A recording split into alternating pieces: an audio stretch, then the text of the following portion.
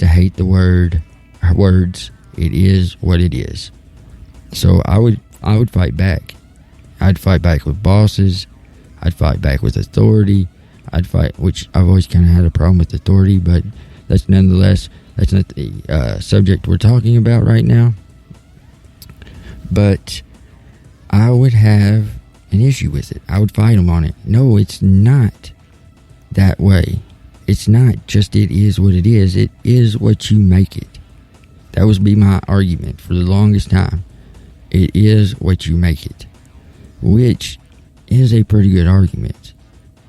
But I had a Larry, man, I loved you, dude. And I don't know if you'll ever hear this. Oh, Cajun Larry.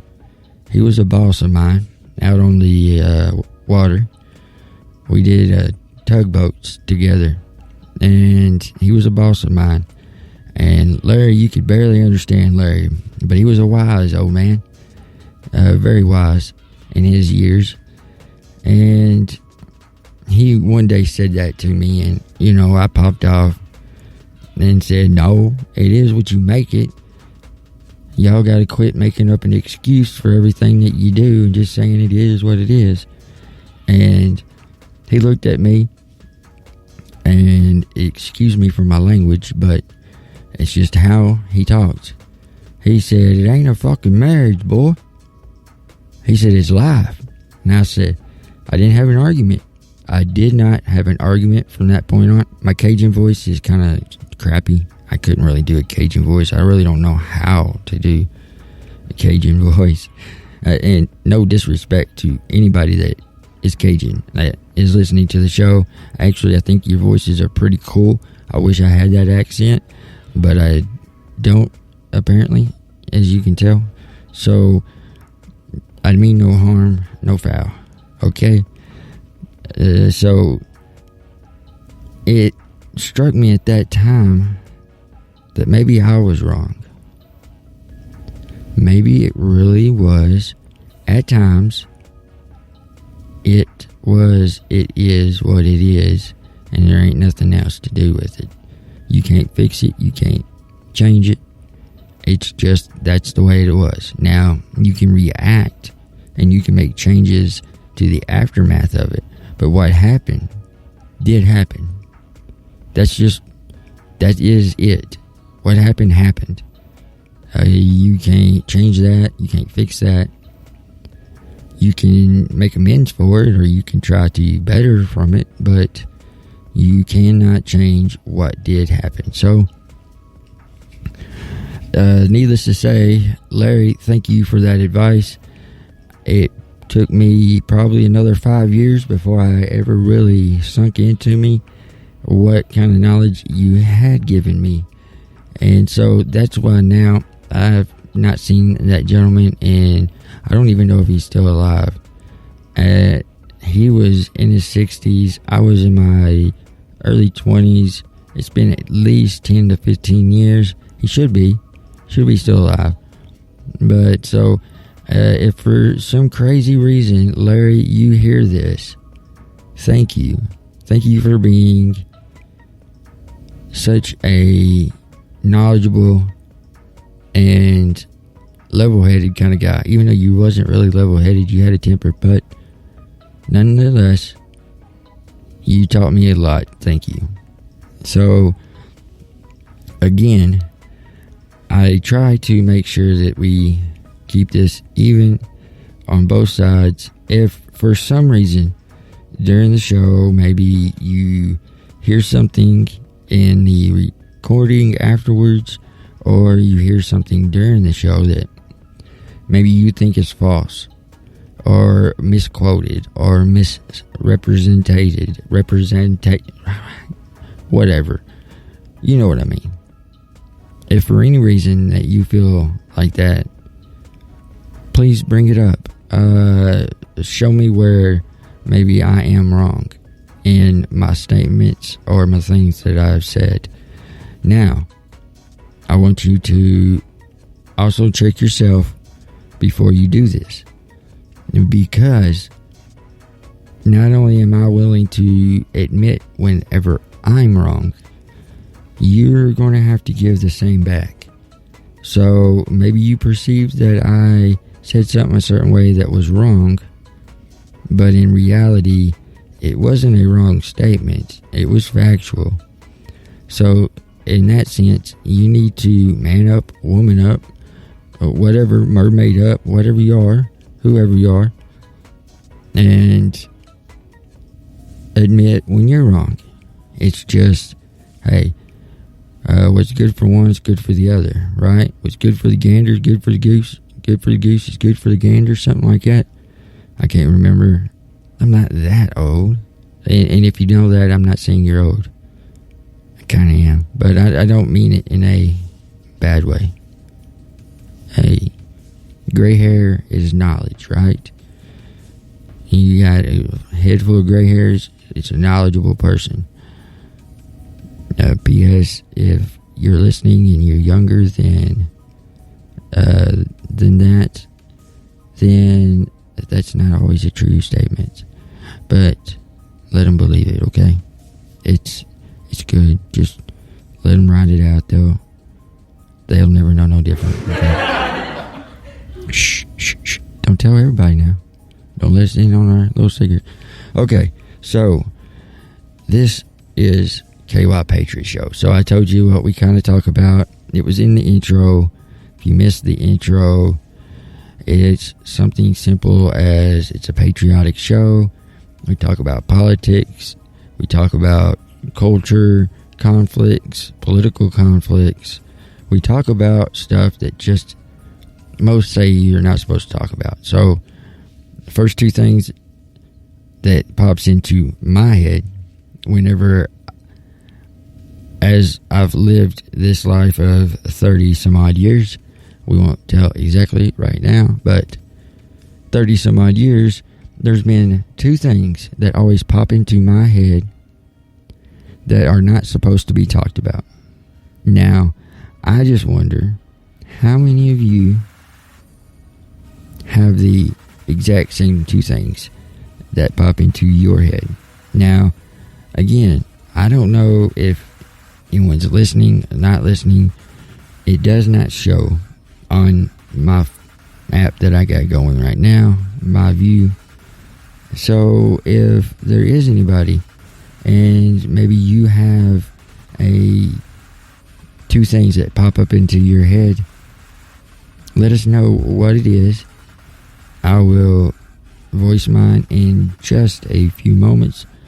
I'll give you a runaround to the answer, just to give you some time to put out anything that you believe it is.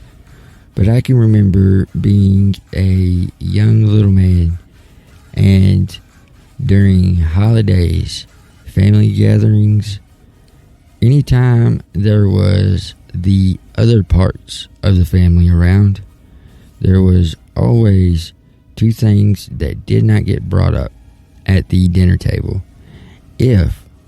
And it did at times for one of the families that I grew up with.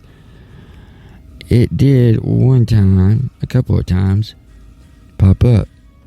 When that happened, and you was smart enough to catch on what was fixing to happen, you hurried up, you focused in on your food, you ate as quickly as possible, you asked to be excused, you went and washed your plate, and you jetted out of there before anything happened. Just how it was. Did it happen very often? Not a whole lot. I can probably remember, I try to think back exactly, and maybe 3, 4, 5 times. Maybe at most 5 times I can remember it ever really happening. But it did happen. It was something that was kind of a voodoo. You didn't do. No one did. And now, after supper, some of the elder men of the family would gather at times and talk about these things.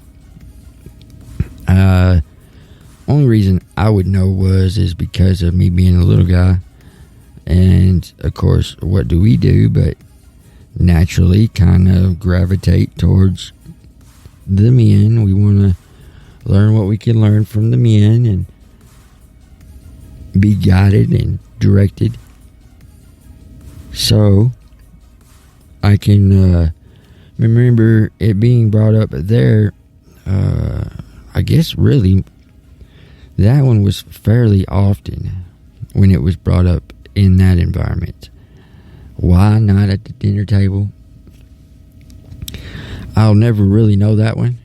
Kind of like this nice little southern rule that I have pushed buttons on for majority of my life, and definitely for the majority of my tenured within the religion section, and that is hats at the dinner table or hats inside of a church. That's a no-no. Definitely southern, southwise. I don't know about north because I've never really lived north, but that was always a huge no. You did not do that whatsoever. I've heard the excuse of it being a respect thing, like a disrespectful thing, which in my response was, well, isn't it disrespectful to make me feel uncomfortable just because you would feel uncomfortable? Like, I don't get that. I don't see how I'm being disrespectful. I take it as in the opposite. So, that also was something that we grew up with. Being that you could not wear your hat at the dinner table. Me being a ball player, I always had a ball cap. I always have, and still always do, have a ball cap. So, I tended to push the limit on that sometimes. And of course, being a child, I learned really quick that, yeah, you don't push it very far. Because you're not going to win that battle. You're just not as a child. Parents know best, right? That's what they say. Well, as a parent, we try. That's for sure. And I feel like most do. There might be an exception here or there, but most try. Most do the best that they know how to do. And sometimes it's not good. Sometimes it is. I feel like here's the key to it. I don't know how this went this direction, really, to be honest about it. Does anybody else really know how we went this way? So, life coach section here. I feel like as long as we teach love to the children, then we're A-okay. All right? We might screw them up some other way. We might somehow, I don't know, we do something that we did not intend for it to be took or interpreted that way, but somehow it is, and it ends up becoming a conflict for them as they grow up. But as long as we teach them that we love them more than anything in the world, we'll do anything we can to make sure that they're taken care of and that they're safe. I believe it'll work its way out. I think so. I don't know. I'll tell you in about 30 more years. We'll see how my kids grow up. Because there is plenty of things that could have